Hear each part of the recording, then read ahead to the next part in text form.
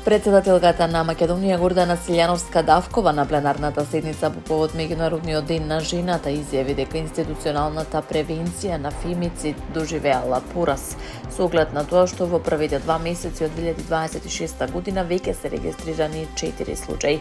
Таа истакна дека во текот на 2025 година биле пријавени 4745 случаи на семејно насилство и 6 убиства.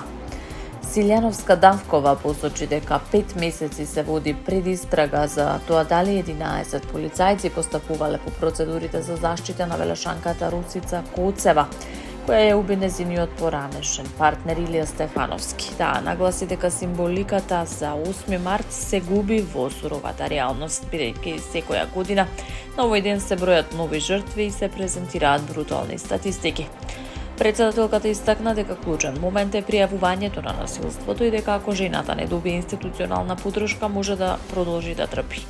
Обучените полицајци, социјални работници и судии можат да бидат или активни спасители или пасивни соучесници, вели Силјановска-Давкова.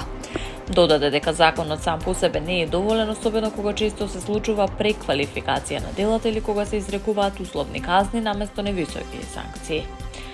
Силјановска-Давкова нагласи дека Истанбулската конвенција обврзува државата да обезбеди функционален систем за заштита, но тие заложби не смеат да останат декларативни. На крајот порача дека жените не очекуваат привремена галантност со букети и рози кои брзо венеат, туку трајна безбедност и функционален систем кој ќе го штити достоинството на секоја жена.